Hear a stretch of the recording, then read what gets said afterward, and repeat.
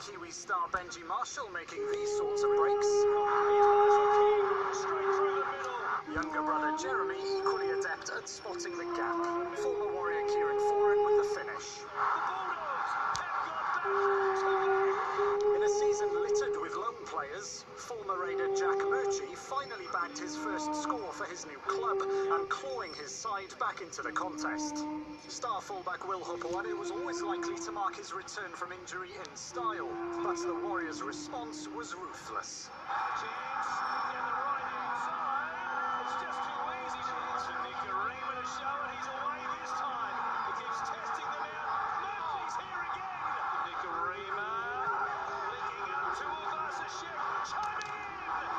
Three unanswered scores backed up by some brutal defence.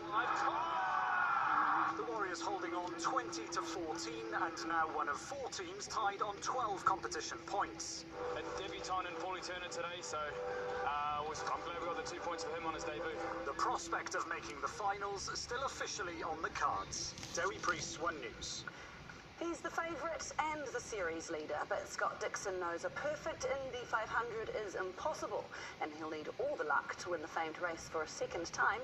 Dixon's aiming to become just the 20th driver to win at the Brickyard more than once, and this year's quest will be different to any other. Here's Guy Havelt. Scott Dixon's used to flying around this circuit in front of 300,000 fans. But the only sound at the Brickyard this year is that roar of IndyCar engines. No fans are allowed in to watch the 2020 edition of the Indy 500, something the Kiwi driver says will be very different. I think, with the Indianapolis 500, you go through, weeks of testing for one, but also weeks of community outreach. This one is definitely the most different. Today we should have been at the parade with, a good 50 to 70,000 people, yet, all of that's cancelled. Despite the strange situation, Dixon's in the driver's seat to taste the famed milk for a second time.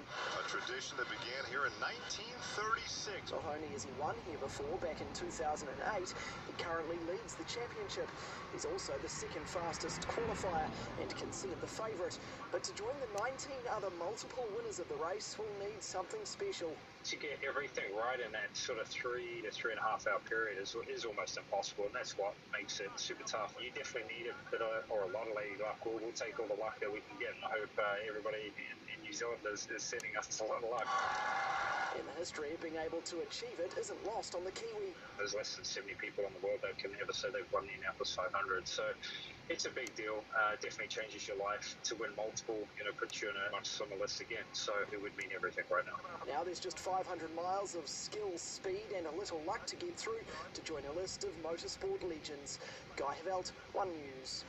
Ominous signs for the supercars field, with Scott McLaughlin showing absolutely no signs of slowing down. The Kiwi driver 13.9 seconds ahead in race 18, making it a clean sweep over the weekend. His 51st supercars race win underlying his dominance in Darwin. And he zigzags to the line with a triple of victories for the second time at Darwin. What a drive, mate, what a drive. So 3 starts, 3 victories in our second Darwin event for Scott McLaughlin. Earlier today, he took race 17 and gave a wee shout-out to New Zealand following his emphatic performance. Yeah, it's bloody hot out here, but thinking of everyone at home in New Zealand that are locked down, and as well as all the Victorians. I know it's pretty cold there. I've got a few friends in Melbourne, so thinking of you all and in lockdown, and hopefully put on a good show for you. So it's worth staying home for, all right. Shane Van Gisbergen also clawed back valuable points with a spot on the podium in the earlier race. One of Wellington Phoenix's most promising seasons has come to a disappointing end. You can see the frustration in their faces after they stumbled at the first playoff hurdle.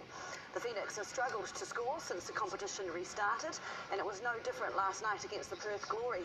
Losing regular defender Luke De Vere to injury just before kick-off didn't help, Perth taking full advantage. Distance in the gun for not flagging first up. Chianese right through and the finish on Herring. Well, this is an excellent start. Look at the run here from Chianese in across Hudson Wahongi. Superb touch, excellent finish. The Phoenix unable to convert more than 30 attempts at goal, including this golden opportunity for Josh Sorterio. Perth holding on to win 1-0. Despite crashing out, coach Ufuk Tale is still taking plenty of positives from their season. Yeah, football's a cruel game. Sometimes you dominate the game, create enough opportunities to win, and we gave them one opportunity where they scored, and it's just still very proud of the boys. I think this is a great experience for our younger players to play in these games. It was Liberato Kakache's final game in Wellington colours, with Tale saying his star teenager now needs to be challenged overseas. And it's the brutal knockout that's stunned the boxing world and handed WBC heavyweight title contender Dillian Whyte his second ever loss. Whyte looked in complete control of the fight, knocking his Russian opponent Alexander Povetkin to the ground twice in the fourth round. But in the fifth, a deadly uppercut from the 40-year-old, and it was lights out for Whyte.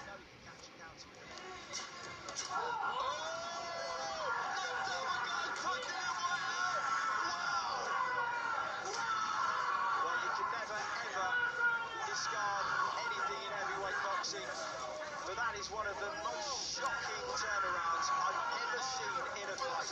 Unbelievable.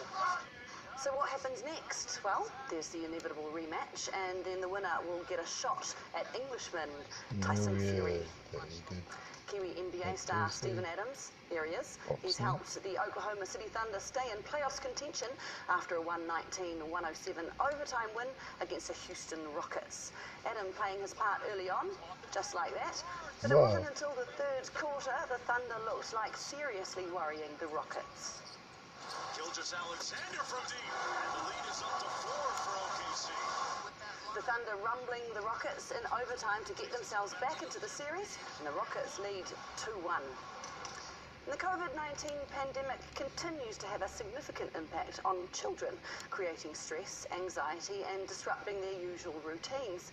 But one Christchurch school is fighting back through the healing powers of play. Here's Thomas Mead. Sometimes all you need is a bit of fun.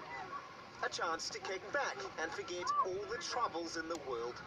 And so this Christchurch school has made play part of their everyday curriculum. Well, I think it's just because of all the fun, just that joy that it brings. The COVID pandemic has been especially tough on children, turning their lives upside down like never before. And so this week, the children of Te Ara Konopiko in Christchurch were given a chest full of equipment, accepting the koha in style, and quickly putting it to good use. The research shows us that when children play, the brain has a chance to heal, and particularly when the adults get involved in that play. But it's not just the pandemic. Many of these children have never known a time without a major disaster in their city. There's been 2 earthquakes, a major wildfire in the Port Hills, even a terror attack. And after a while, they can add up. It's an initiative from Sport Canterbury, who hope the habit will stick. They can experiment with different equipment and hopefully develop a physical literacy that then in time leads to a lifelong participation in sport and physical activity. They're in safe hands. 9-year-old Stephanie Loveridge is keeping things running smoothly. Yeah, I have to be the boss. She says it's helping her class get through. I think it distracts them from the outer world, and it sort of makes an imaginary world that they can do anything in, really. And so her advice is simple. If you're feeling stressed, get outside and play. Thomas Mead, One News. So that's that. We'll meet you in the playground tomorrow, eh, Simon? Yeah, okay. Thanks very much, Hayley. Enjoy your skateboard ride home. On the way, a stormy Monday for the North. Renee is here next. And in tonight's Good Sorts, an Auckland woman whose love of running is helping students not only get fit, but also learn some life lessons. Tonight on One, they're the Marlborough sheep farmers growing hops on Hyundai Country Calendar. Then on Sunday, meet the Kiwi faces of COVID-19 and why complacency is not an option. On 2, contestants must evoke the past on MasterChef Back to Win. Then Mila Kunis and Kate McKinnon star in the hilarious comedy The Spy Who Dumped Me. Over on Duke, buckle up, the Top Gear boys are embarking on their perfect road trip. Plus, shocking new details emerge. Step into Surviving Jeffrey Epstein on demand now. The new Mitsubishi Mirage is a work of art. It's packed with smart new features and has a 5-star safety rating. Mirage Mirage is also smart on the inside and on the wallet. On just $19,990 plus on-roads, this new Mirage really is a work of art. It also comes with our 10-year powertrain warranty. New Mitsubishi Mirage, the art of smart. Get up! No time to explain. Come on.